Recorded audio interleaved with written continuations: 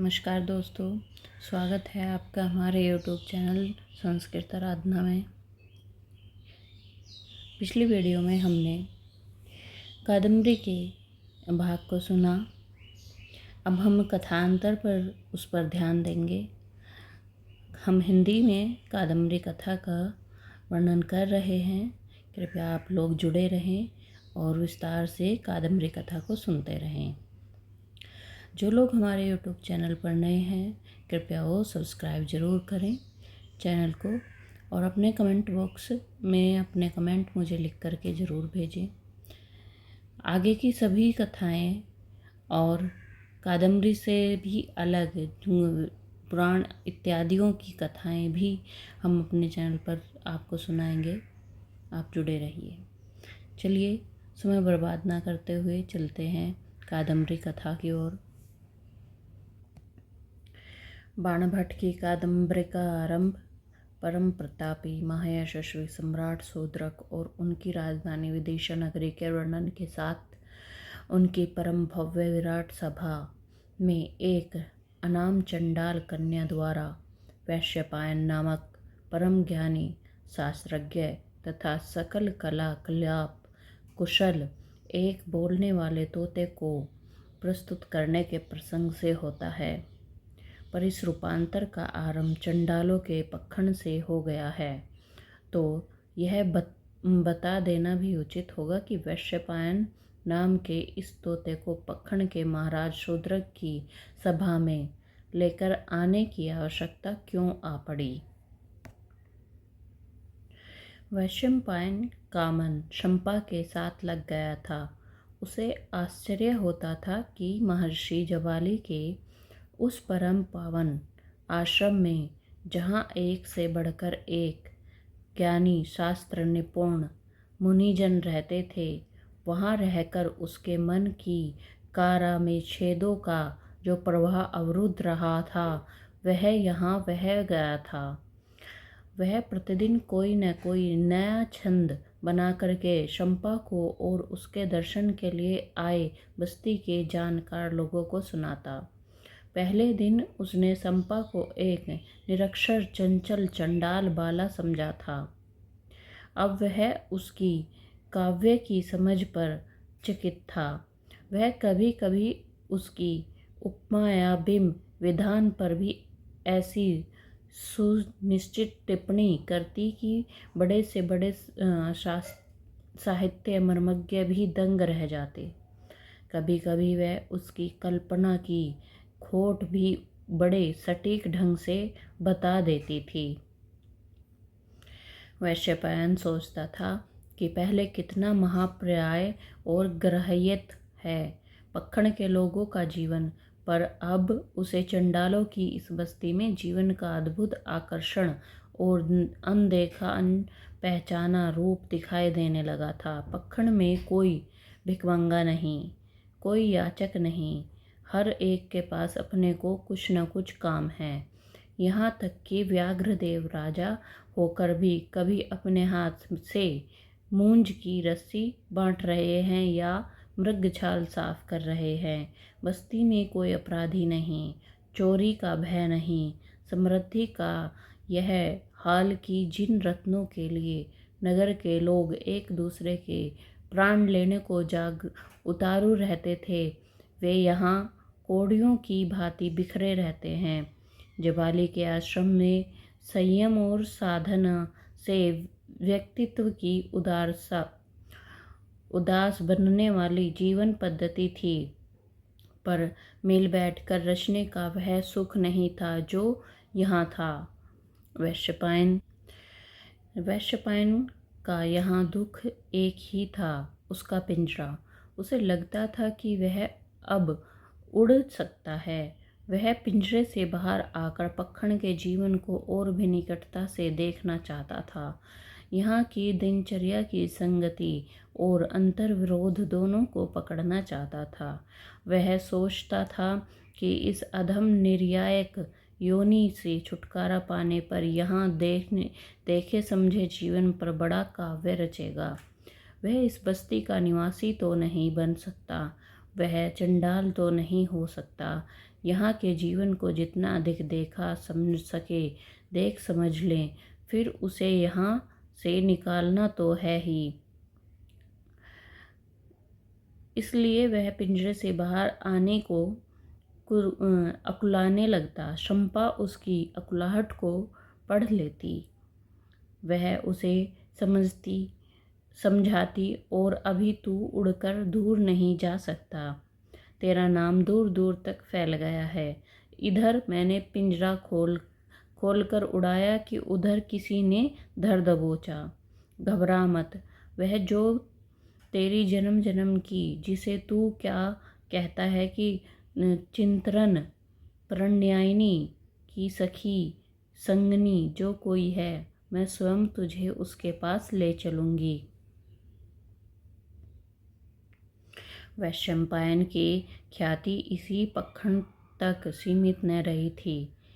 विंध्यावटी और दंडक वन के विहड़ों में भी बसे वन ग्रामों को पार कर उसकी चर्चा आसपास के नगरों में फैल गई थी। पखण और वन ग्रामों के लोग तो उसे किसी देवता का अवतार समझते या सोचते कि वह कोई योगी है, और बाल वृद्ध नारी नर भविष्य जानने के लिए उसके दर्शनों को चले आते। कोई उससे ज्ञान ध्यान की चर्चा करता, कोई सृष्टि का रहस्य जानना चाहता, कोई किसी असाध्य रोग की चिकित्सा पूछता। उसके कारण पखण के ओझा पिलाई देव का धंधा ही चौपट हो गया था। पर व्याघ्रदेव के भय से वे कुछ कर नहीं पा रहे थे। इधर पखण की स्थिति में बड़ा उलटफेर हुआ था। एक प्रकार से वहाँ पहले से अधिक संपन्नता दिखाई देती थी। वैशंपायन के आगे सोना चांदी हीरे मोती मणिक्यों के उपहार प्रतिदिन ढेर के ढेर चढ़ते। उसे अब सोने के पिंजरे में रख दिया गया था। व्याघ्रदेव की उस बगिया में उसके लिए अत्यंत स्वच्छ पर्णशाला बना दी गई थी।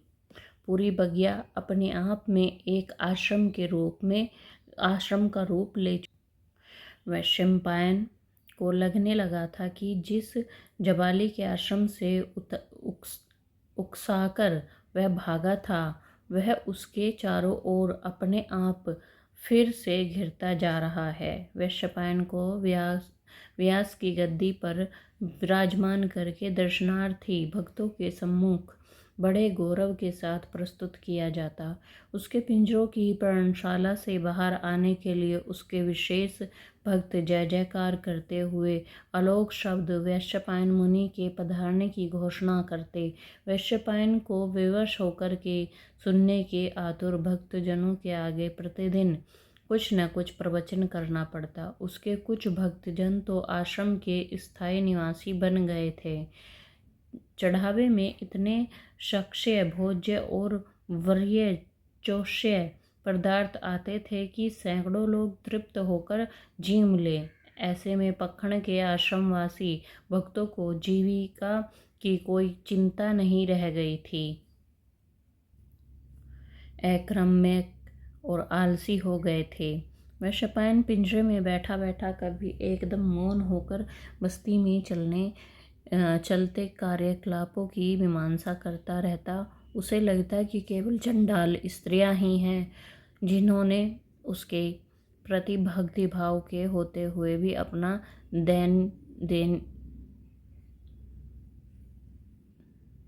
दैनिक कर्म और सहज धर्म नहीं त्यागा है।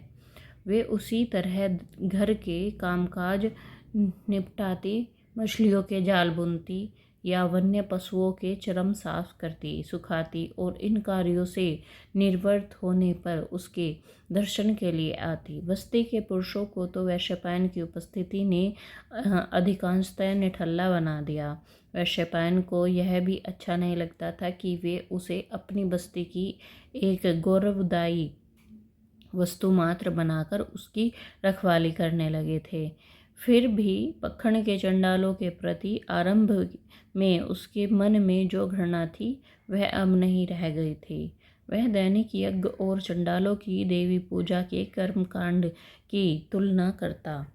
पूजा पद्धति में वैदिक कर्मकांड के स्थान पर पौराणिक विधान अधिक था, पर दोनों के पीछे मूल भावना क्या थी, एक ही नहीं है। क्लुष तो दोनों में ही हिंसा का है, और भगवान जबाली के आश्रम में जो जीवन पद्धति विकसित की गई थी उसमें यह क्लुष बिल्कुल न था, पर वहाँ व्यक्तित्व का विलोप था। कभी कभी वह शैम्पायन स्वप्न देखता कि वह अपने पिंजरे के बंधन को जन जन की मुक्ति में बदल देगा। वह अज्ञान के अंधेरे में डूबी इस बस्ती में ज्ञान का प्रकाश फैला देगा, पर उसका यह भ्रम शीघ्र ही दूर हो गया। वह भगवान जबाली तो नहीं हो सकता था जो अपने तप प्रभाव से बस्ती को एक तपोवन में बदल दे। उल्टे उसे लगा कि पखण के चंडाल कई बातों में उससे अधिक अनुभवी और ज्ञानी हैं। कुछ भी हो, उसके यहाँ रहने से पखण का मूल स्वरूप नष्ट हुआ जा रहा था। चंडालों का काम धंधा चौपट हो गया था। वैश्यपायन झल्लार कर सोचता कि उसके लिए इन लोगों की श्रद्धा क्या इसलिए है कि वह उसके लिए बैठे बैठाए पेट पालने का साधन बन गया है। पखण की पारंपरिक कलाएं नष्ट हो रही थी। चमड़े या हाथी दांत से सुंदर वस्तुएं अब वहां नहीं बनती थी, जिनकी नगरों में बड़ी मांग थी। अलबत्ता एक नई कला वहां विकसित होने लगी थी, कुश्ती और अखाड़ेबाजी, अस्त्र शस्त्रों के अभ्यास। कुछ नवयुवकों ने उसके आश्रम के एक भाग में अक्षवाट बना लिया था। वे वहां दंड बैठक, मंडल और चारी, अंगहार आदि का अभ्यास करते। लाठी, भाले, बर्छी आदि चलाने की कला सीखते। दूध बादाम का सेवन करके वे दिन भर वहीं पड़े रहते। ये नवयुवक उद्दंड भी थे। वैश्यपायन चिढ़कर कभी कभी उन्हें बुरा भला भी कहने लगता। यह मार धाड़ या युद्ध की तैयारी यहाँ किस लिए होती रहती है, वह क्रोध में भरकर उनसे पूछता। वे लोग हंसकर कहते कि गुरुदेव, आपकी सुरक्षा के लिए ही हम यह सब कर रहे हैं। आप नहीं जानते हमारे ऊपर कितना बड़ा दायित्व है आपकी रक्षा का। आपको क्या पता कितने कितने शत्रु आपके लिए घात लगाए बैठे हैं। कभी भी आपका अपहरण हो सकता है। हम अपने पखण की लाज को बचाकर रखेंगे। वैश्यपायन को लगता कि उसने विवाद करना ही व्यर्थ है। कभी कभी उसे लगता कि दोष उसी में है। वह कभी भी स्थिर होकर क्यों नहीं रह पाता। वह अपने माता पिता श्वेत केतु के पास नहीं रह सका जब वह पुंडरीक था। इस अधम त्रिक्यक योनि में भी तो उसी ने अपने माता पिता का साथ छोड़ा। वह जबाली के आश्रम जैसे शांत पावन स्थान में नहीं टिक सका, जहाँ रहकर इस देह और उसके भोग से उसे मुक्ति मिल जाती। इस ऊहू में केवल शंपा के सानिध्य में ही उसे शांति मिली। शंपा का सानिध्य भी अब पहले की भांति सुलभ नहीं रह गया था उसके लिए, पर कुछ दिनों से उसने हट करके शंपा की सैया अपने पर्णकुटीर में ही लगाने की व्यवस्था करवा ली थी।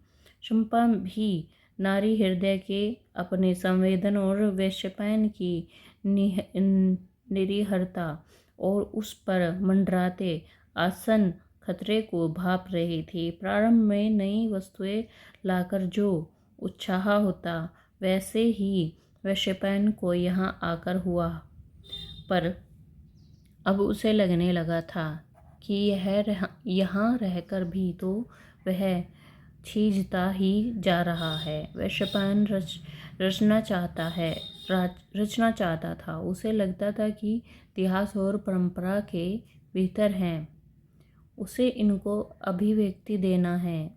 अभिव्यक्ति के लिए शब्द नहीं, शब्द से उसे मुक्ति दिला सकते हैं, क्योंकि मुक्ति रचने में है। पर शब्द तो यहाँ उसके लिए बंधन के कारण बन गए थे। शब्दों के कारण ही उसे सुदास काका ने पकड़ लिया था। उन्हीं के कारण वह यहाँ बंदी है। पर उस रात वैशंपायन को लगा कि शब्दों ने ही उसे बचा लिया था। आधी रात का समय था। अमावस्या का सूची भेद्य अंधकार फैल रहा था। पर्णकुटीर में एक दीपिका मधुरिम सी जल रही थी। वह भी पता नहीं कब हवा के झोंके से या अन्य किसी कारण से बुझ गई। सहसा वैशंपायन को लगा था कि जैसे भूचाल आ रहा हो, पर तुरंत ही संभल गया था। वह वस्तु स्थिति भांपकर चिल्लाया था, माँ बचा सको तो बचाओ, लोग मेरा अपहरण कर रहे हैं। पास में लटकी शंपा फुर्ती से उठ खड़ी हुई। अपने उपाधान के लिए नीचे रखी छुरी का उठाकर उसने वैशंपायन का सोने का पिंजरा उठाकर ले जाती आकृति पर फेंकी। लक्ष्य चूका नहीं। एक भयंकर तीखा तीर पखण में गूंजी। व्याघ्रदेव भीतर सोए थे। उनकी नींद टूट गई। वे स्वयं जागरूक थे। अपने भेदियों से उन्हें खबर लगती रहती थी कि कहाँ कहाँ से संकट मंडरा रहा है। तीक्ष्ण संभल कर उन्होंने विवस्त्रत अनुचरों को पुकारा और आर्यक हो, भीमक हो, भेदक हो, हाथ में प्रचंड को दंड उठाए तो क्षीण करके वीर चंडाल युवक दौड़े आए और तत्काल धर लिए गए तस्कर। प्रातः सूर्योदय के पहले ही चारों तस्करों को व्याघ्रदेव की आज्ञा से मौत के घाट उतार दिया गया। व्यायाम प्रेमी अखाड़ेबाज पहलवान युवकों को बुलाकर अच्छी तरह डपटा गया, जो इस सारी घटना के समय खराटे भरते हुए बेसुध पड़े सो रहे थे। उनसे साफ कह दिया गया कि वैशंपायन के आश्रम को अब उनकी सेवाओं की आवश्यकता नहीं है। तत्काल यहाँ से अपना डेरा उठा ले।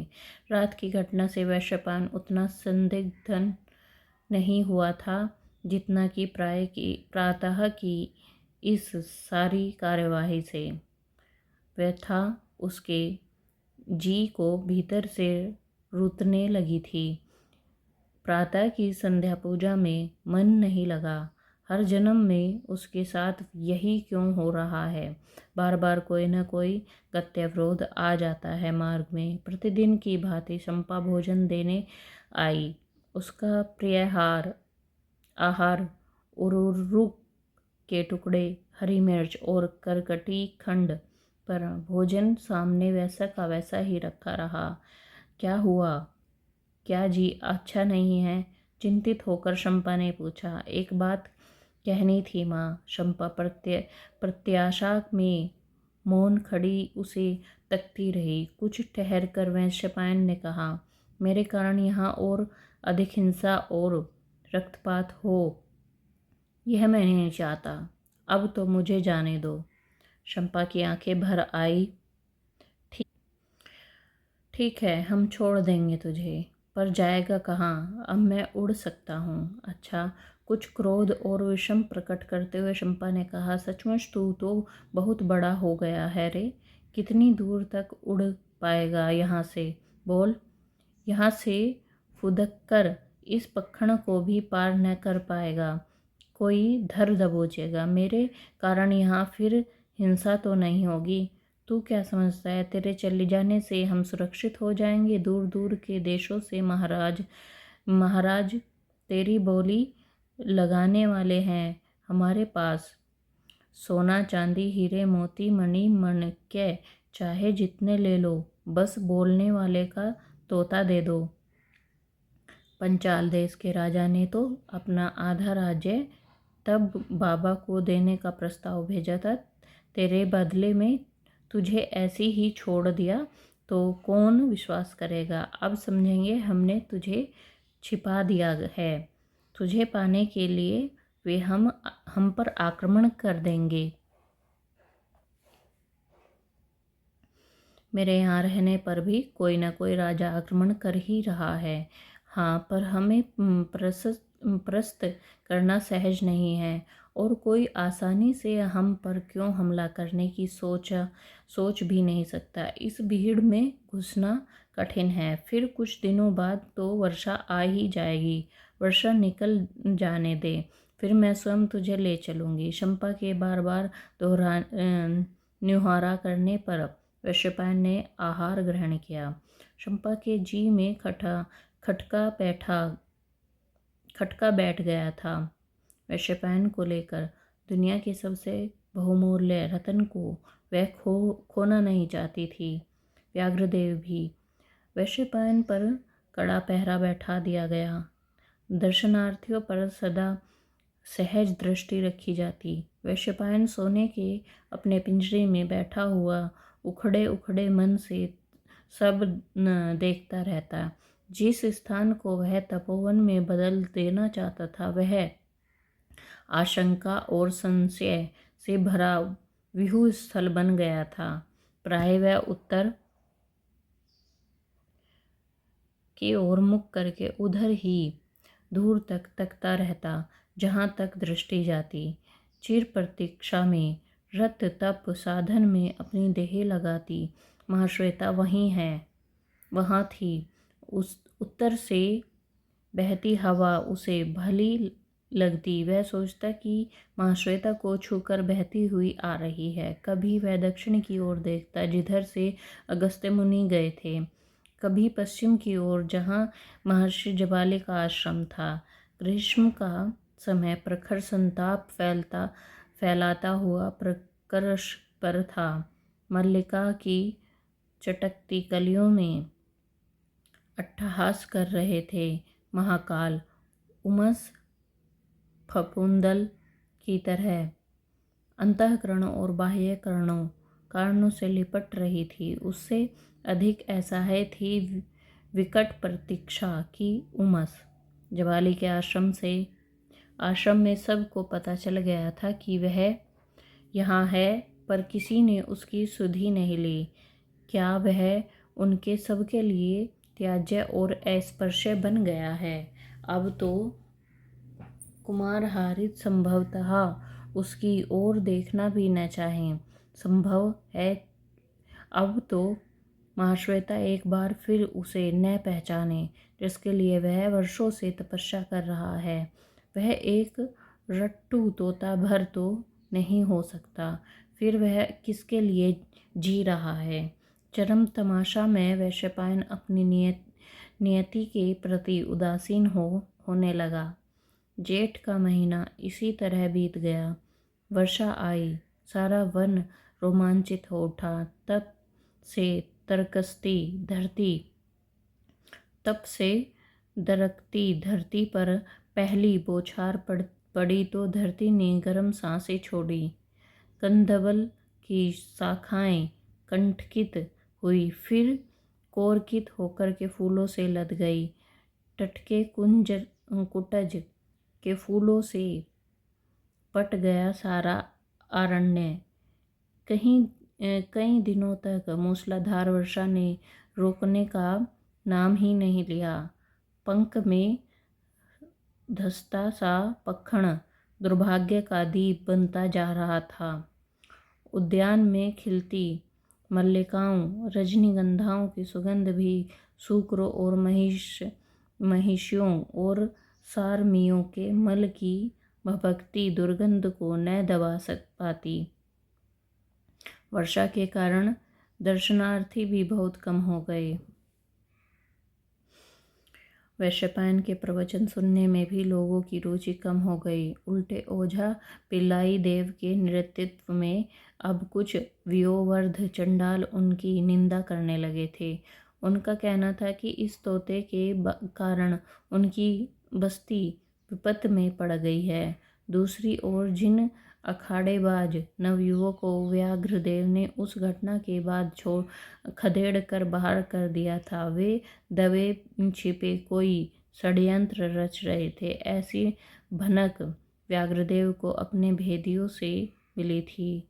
जिस रात को उसके अपहरण की असफल चेष्टा की गई, उसी रात वैशंपायन ने चंपा से कहा था कि इस पर कोई घनघोर विपत्ति आने वाली है माँ। शंपा ने फीकी हंसी के साथ टाल दी थी उसकी बात, पर अब वह समझ गई थी कि उसकी भविष्यवाणी मर्म। वैशंपायन के आने से पखण में सहसा अपार समृद्धि आ गई और उसका दुष्परिणाम यह हुआ कि चंडाल अक्रमक हो गए। वर्षा के लिए प्रतिवर्ष की भांति उन्होंने कोई प्रबंध नहीं किया था। वर्षा आने के पहले हर बार चंडाल तरुण आसपास के गांवों और नगरों में चर्म, हाथी दांत, व्याघ्र और सिंहों के दांत तथा चमड़े, चंद्रकांत, मणियों, मूंगे आदि बेचने के लिए निकल जाते थे। वहां से वे अनाज लेकर लौटते थे, जिससे व्याघ्रदेव की हवेली में सुरक्षित रख दिया जाता था। बस्ती के हर परिवार को आवश्यकता के अनुसार पर्याप्त मात्रा में अनाज यहाँ से मिलता रहता था। इस बार युवकों ने सोच लिया था कि वर्षा में भी वैशंपायन महाराज की महिमा से उसी तरह व्याघ्र पदार्थों का अंबार लगा रहेगा। व्याघ्रदेव की हवेली में पहले का जो संचित धान्य था वह कब तक चलता। धीरे धीरे अकाल की छाया पखण पर मंडराने लगी। मध्यरात्रि में शंपा, व्याघ्रदेव और वैशंपायन ने कुछ विश्वासित रक्षकों के साथ गुप्त रूप से पखण छोड़ दिया। शंपा ने वैशंपायन से इतना ही बताया कि हम यहाँ से उत्तर की ओर चल रहे हैं। वैशंपायन रोमांचित और उल्लासित हो उठा। वर्षा में फूल उठी और कदम की डाली की तरह मुझे छोड़ क्यों नहीं देती, मैं उड़कर जा सकता हूँ वहाँ, कुछ अभिमान से उसने शंपा से कहा। हर बार की तरह शंपा ने उसे कोई उल्हाना दिया, न हंसी ठिठोली की। होठों पर तर्जनी रखकर धीरे से कहा कि एकदम चुपचाप रहना है। बोले गए कि वैशंपायन समझ गया कि जिह्वा का थोड़ा सा भी चालिप्य स्वयं उसके लिए ही नहीं, शंपा और व्याघ्रों के लिए भी बड़े संकट का कारण बन सकता है। वह तब से जो चुप्पी साध कर बैठा तो शंपा की बातों का भी संकेत से ही उत्तर देता। बहिड़ बनों, दुर्भाग्य पर्वतों को पार करके विंध्य की श्रृंखलाओं पर होते हुए वेत्रवती के तट पर आ गए। उस पार विदिशा नगरी थी। कुछ दिनों से वर्षा रुककर होती रही। वेत्रवती में उफान आ रहा था। उत्ताल तरंगों की भरकुटियों से वह इन लोगों को आगे बढ़ने से बरज रही थी। व्याघ्र ने पास के वनग्राम में डेरा डाल लिया। वेत्रवती के उतरने की प्रतीक्षा करने लगे। वनग्राम बड़ा हरा भरा था। जामुन और जबीर के वृक्षों में नागवल्लियों ने सघन कुंज रच दिए थे। कदम के फूलों के पराग से आकाश आच्छादित हो रहे थे। पक्के आम, शतूश फल, पिलुओं की सुगंध निरंतर नथनों में भरती जा रही थी। गांव के लोग प्राय वन्य पशुओं को भगाने के लिए चावल का भूसा जलाते रहते।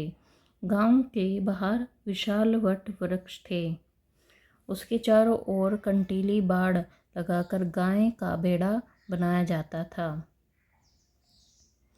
इस बाड़े में आसपास व्याघ्रों को फंसाने के लिए खाइयाँ बनाई गई थी।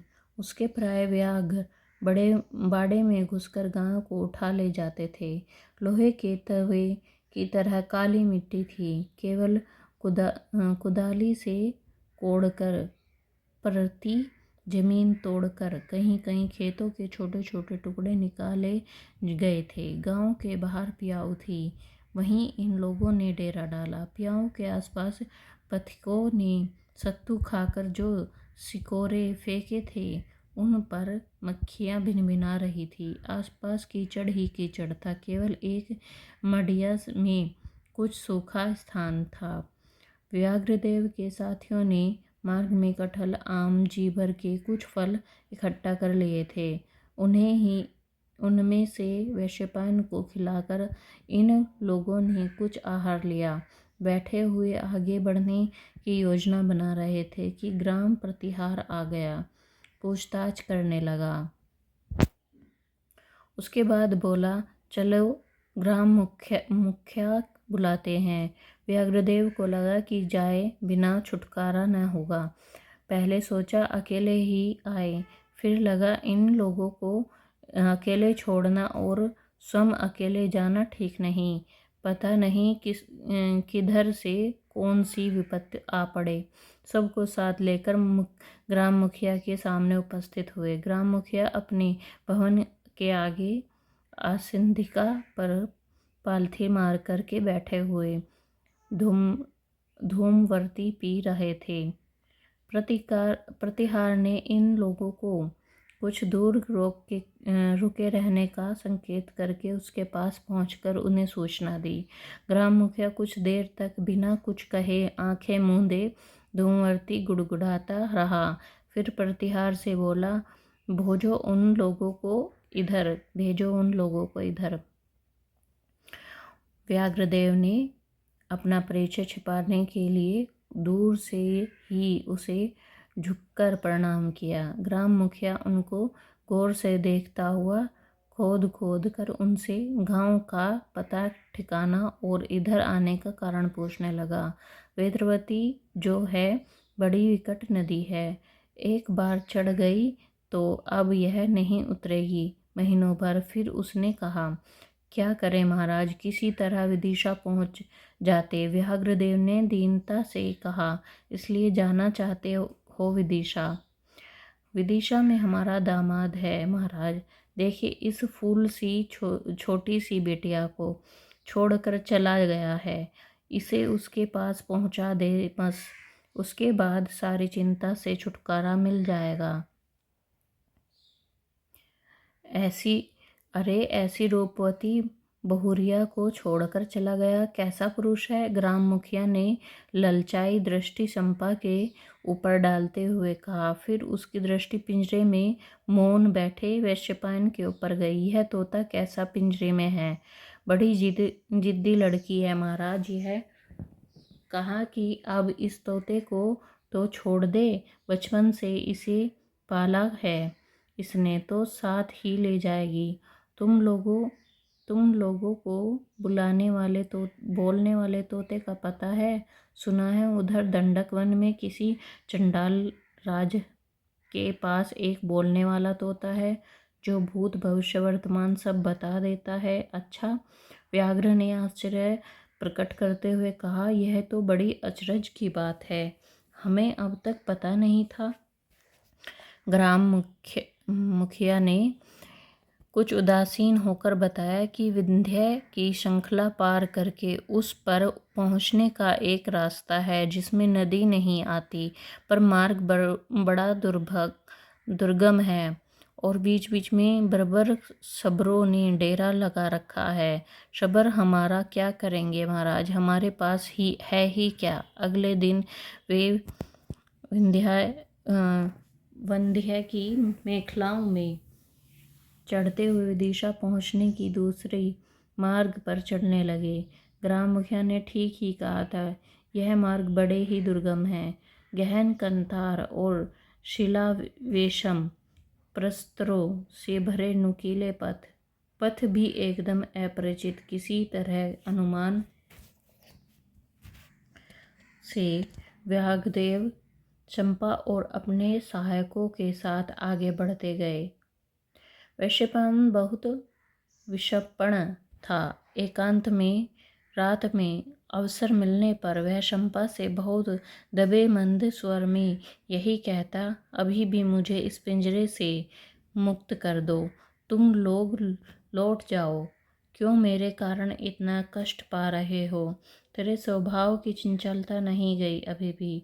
फिर किसी संकट में गर्दन फंसानी है क्या? चंपा कहती है, उसके स्वर में भी पहले की प्रफुल्लता और चंचलता अब न रह गई थी। हंसती भी तो विषाद की जंजीरों में जकड़ी हंसी। ठीक उस समय जबकि विदिशा के तुंग शोध, उसके मंदिरों पर फहराती पताकाएं और उसका वासुदेव का स्तंभ दूर से दिखाई देने लगे थे, विंध्य के शिखर से उतरते हुए उन लोगों को बर्बर शबरों ने घेर लिया। शबर इतने फुर्तीले कि व्याघ्रदेव के रक्षकों की उनके आगे एक न चली। उन्होंने सबको बांधा और शबर सेनापति के सामने प्रस्तुत कर दिया। शबर सेनापति को देखकर वैशंपायन की तो घिन्नी ही बन गई। उसके बाद वह बहुत धीरे धीरे दबी घुटी सिसकियों में रोने लगा। क्या हुआ विशु? संपा ने फुसफुसाकर कहा। अब सब समाप्त है। यह शबर सेना बड़ा दुरंत है। मेरे पिता की मृत्यु इसी के कारण हुई थी। यह वही है हत्यारा। विंध्य की चट्टान पर चट्टान की तरह तना हुआ बैठा था शबर सेनापति। दो सेवक काले पत्थर से तरकश कर बनाई गई सी उसकी पिंडलियों को सहला रहे थे। उनके शबर सेवक भोजन पकाने में लगे हुए थे। तीतर, बटेर, अन्य पक्षियों के मांस की गंध फैल रही थी। कौन हो तुम लोग? बहुत कर्कश स्वर में शबर सेनापति ने पूछा। व्याघ्र ने वही उत्तर दिया जो ग्राम मुखिया को अब तक दूसरे अपरिचित लोगों को वे देते आए थे। वे दक्षिण से आए कृषक हैं। अपनी बेटी को दामाद के पास पहुंचाने विदिशा जा रहे हैं। शबर सेनापति ने अपने पीछे खड़े सेवकों को संकेत किया। सेवकों ने चंपा की कोख में दबी पोटली छीन ली। पोटली में कुछ न था। वैशंपायन के लिए कुछ फल और एक दो कपड़े। चलते समय कुछ मणि माणिक्य जो चंपा ने साथ ले लिए थे वे उसके परिधान में छिपे थे। शबर सेनापति दूर दूर कर चंपा को ही देख रहा था। वैशंपायन को बहुत बुरा लग रहा था। उसका इस तरह देखना अनुचित था। उसकी दृष्टि से बरस रही थी। इस लड़की को पकड़कर हमारे डेरे पर ले आओ। बूढ़े को पहाड़ से नीचे फेंक दो, उसने कहा। वैशंपायन डरकर चित्कार किया। चंपा ने क्रोध में भरकर उसे धुसड़क दिया और उसे डर था कि वह घबराहट में वैशंपायन बोलना आरंभ न कर दे। सेवक वैशंपायन के पिंजरे को दूर फेंककर चंपा को एक ओर ले जाने लगे। दूसरे सेवक ने व्याघ्रदेव को पकड़कर घसीटना आरंभ किया। तभी दो तीन हरकारे दौड़ते आए। सरदार दंडक के उस पक्खण को तो वहां का चंडाल राजा छोड़कर भाग गया। पक्खण के आवारा युवकों ने उसकी हवेली लूट ली है। वहां अब कुछ नहीं है। शबर सेनापति ने व्याघ्रदेव और चंपा को पकड़कर ले जाते सेवकों से कहा, ठहरो। फिर वह उठा और व्याघ्रदेव के पास आकर उसे घूरने लगा। फिर ठक्कार कर हंसते हुए बोला, तो तुम हो चंडाल के राजा जिसके पास बोलने वाला तोता है। यह हम तो तुमको ही लूटने जा रहे थे, तुम यहीं मिल गए। चूहा स्वयं चला आया मरजार के पास। नहीं, हम वह नहीं हैं जो तुम समझ रहे हो, व्याघ्रदेव ने कहा। शबर सेनापति ने तीव्र अट्टहास किया। आधी रात का समय। शबर शिविर में भयंकर कोलाहल और चित्कार सुनाई दिया। माँ उठो, जंगली हाथी आ रहे हैं। वैशंपायन ने चंपा को जगाया और चंपा को अभी अभी झपकी सी लग गई थी। वह फुर्ती से उठ खड़ी हुई और वैशंपायन को उठाया। उपकार्य के खुले द्वार से वहां निकल आए। उपकार्य के द्वार पर शबर सेना के द्वारा नियुक्त पहरे वन्य गर्जों के भय से भाग गए थे। सबरों के डेरे में महाकाल जैसे तांडव कर रहे थे। चंपा बदहवास इधर उधर भागने लगी। तभी हाथियों द्वारा कुचल दिए गए मतवाले दुरंत शबर दस्यु सेना के शव पर उसका पांव पड़ गया। भय से वह चीख उठी। वैशंपायन ने उसे डांट कर कहा, यह क्या बचपना कर रही है? बाबा को देखो, वे इधर सेवकों की उपकारों में होंगे। चंपा उसी ओर दौड़ी और सौभाग्य से व्याघ्रदेव सुरक्षित थे, उपकारिया के भीतर रस्सियों से बंधे हुए। चंपा ने कांपते हुए कारों से जल्दी जल्दी उनके बंधन खोले और एक हाथ में वैशंपायन को पकड़े, दूसरे हाथ में पिता को सहारा देते हुए तेजी से वहां से चल पड़ी। अगले दिन अपराह्न में थके हारे किसी तरह तीनों विदिशा पहुंचे। व्याघ्रदेव, चंपा और वैशंपायन ने विदिशा के बाहर उपवन में डेरा डाला। भोर हुई। चंपा वैशंपायन ने ही टैं करके दोनों को जगाया।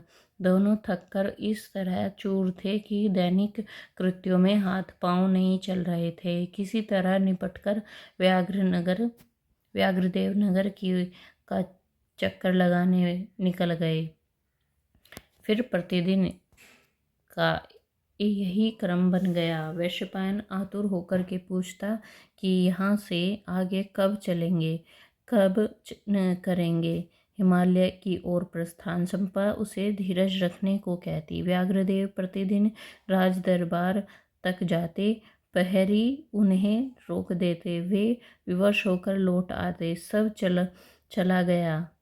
पखण का राजपाट, हवेली, सारी धन संपदा, दोष किसका था इसमें? चंडाल तो चंडाल ही निकले। आपस में लड़ लड़कर सब मिटा दिया उन्होंने।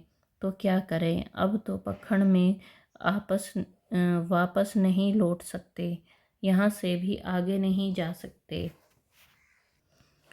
यह त्रिअंकुश की भांति कहाँ इधर में निलंबित हो गए। फिर अपने जी को अस्वस्थ करते कि वैशंपायन जैसे ज्ञानी महात्मा की सेवा करने का अवसर मिला, यह क्या कम बात है। अब किसी तरह राजा शूद्रक से भेंट हो जाए। सुना है सचमुच बड़ा प्रतापी है, वह वैशंपायन के लिए अवश्य कुछ करेगा। पर धीरे धीरे धीरज चुकता जा रहा था। बहुत थके और उदास रहने लगे गए थे। व्याघ्रदेव शयन के पूर्व चंपा उनके पांव दबाती, फिर सिर पर उंगलियां फिराती और आश्वासन देती उन्हें, तुम चिंता मत करो बाबा, सब ठीक हो जाएगा। चंपा के पास माणिक्य थे उन्हें एक एक करके बेचकर काम चल रहा था। धीरे धीरे चुकती जा रही थी व्याघ्रदेव की संपत्ति। रित रही थी शक्ति और छीज रही थी अनुरक्ति। बढ़ रही थी दुर्बलता, दुगनी होती जा रही थी दीनता। उस दिन चंपा ने प्रातः ही दृढ़ स्वर में कहा, आज विशु और मैं दोनों आपके साथ चलेंगे बाबा, बहुत हो गया, इस तरह कितने दिन प्रतीक्षा करते रहेंगे। हम ऐसा कैसा राजा है यह तीनों लोकों में सबसे दुर्लभ रतन हम उसे सौंपने आए हैं और उसे हमसे मिलने का अवकाश नहीं। मैं तो सीधे धड़धड़ाती घुस जाऊंगी सभा में, चिल्लाकर कह दूंगी कि उसके मुंह पर, अरे राजा, यही तेरा आचरण है, यही शिष्टाचार है तेरे यहाँ का।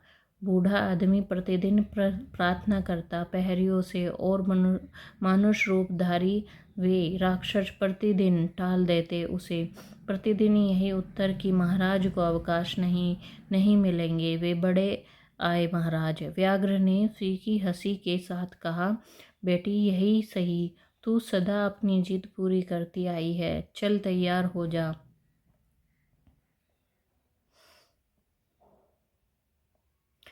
फिर चंपा अपने विदिशा आकर के खरीदे गए वस्त्रों में सबसे उत्तम नीला कंचुक पहना, उसके ऊपर लाल अंशुक डाल लिया, ललाट पर गोरो चना का टीका लगा लिया, वैशंपायन ने उसे देखकर धीरे से हंसते हुए कहा, आज तो शिव के अनुक्रमण में तीसरा नयन ललाट पर बनाकर प्रकट हुआ। भवानी सी लग रही हो शंपा। शंपा ने कहा, तू मेरा गणेश है ना, आज तुझे अच्छे स्थान पर ले जाऊंगी। फिर शंपा ने मुक्ताहार धारण किया। सांवली देह पर कंठ में झूलते उस हार की आभा में यह यमुना सी बन गई जिससे गंगा की धारा आ मिली हो। फिर एक बार वैशंपायन का पिंजरा धोकर स्वच्छ कर दिया। क्या आज चल रहे हो हिमालय की ओर? वैशंपायन ने पूछा। उसका स्वर ऊंचा उठ गया तो शंपा ने धुड़कर कहा, धीरे, आसपास के लोग तुझे बोलता सुन लेंगे। फिर एक क्षण चुपचाप उसे तकती रही। विक्षण स्वर में हंसकर बोली, हम विदिशा के महाराज शूद्रक से मिलने जा रहे हैं। चक्रवर्ती राजा हैं, बड़ा प्रताप है उनका। क्यों? इसलिए अधीर होकर वैशंपायन ने पूछा। हम उनसे तेरी रक्षा की प्रार्थना करेंगे। हम अकेले तुझे हिमालय तक नहीं पहुंचाएंगे। तरकसों के वीरों हमारे पीछे लग रहे हैं। उस रात्रि में वन्य गजों के उपद्रव में बचे सबर भी हमारी गंध सूंघते यहाँ तक आ पहुँचे, और हिमालय अभी भी बहुत दूर है। जैसी तुम्हारी इच्छा माँ। वैशंपायन ने जैसे अपने आप को अब नियति के या शंपा के प्रति अर्पित कर दिया था। प्रतिदिन की भांति प्रहरियों ने व्याघ्रदेव को द्वार पर रोका। शंपा एकदम से बिखर उठी। चिल्ला चिल्ला कर प्रहरियों को फटकारने लगी। प्रतिहार ने चिढ़कर कहा, बहुत बढ़ चढ़कर बोल रही है लड़की, बंद कर दो कारागार में। पर तभी कोलाहल सुनकर महाप्रतापी हार द्वार पर आ गए। ठहरो शंपा, और व्याघ्र को घसीट कर ले जाते प्रहरियों को रोककर उन्होंने स्थिर दृष्टि से दोनों की ओर देखा और पूछा, बात क्या है? क्षमा करे प्रभु, ढीठ कन्या है, लाड़ में पली है, अबोध है, अज्ञानवश विनय कर रही है। व्याघ्र ने हाथ जोड़कर कहा, चुप भी करो बाबा। शंपा ने क्रोध स्वर में कहा, मैं बताती हूँ उन्हें। फिर वह प्रतिहार से बोली, मेरे बाबा इतने दिनों से प्रतिहार भूमि में प्रतिदिन उपस्थित हो रहे हैं। वृद्ध हैं वे, राजा के हित के ही लिए उन्हें राजा से भेंट करनी है। कह रहे हैं कि राजा से हमें कुछ मांगना नहीं है बल्कि उसे कुछ देना है, और तुम्हारे प्रतिहार इतने नीच हैं कि प्रतिदिन उन्हें टाल देते हैं, उत्कोच लेकर दूसरों को भीतर जाने देते हैं। यही न्याय है विदिशा नगरी का, यही व्यवस्था है यहाँ की। महाप्रतिहार ने ताली बजाई। दो रक्षक तत्क्षण दौड़कर आए। उन्होंने रक्षकों को आदेश दिया, इन दोनों प्रतिहारों को यहाँ से हटा दो, इन्हें दंड मिलेगा। महाराज के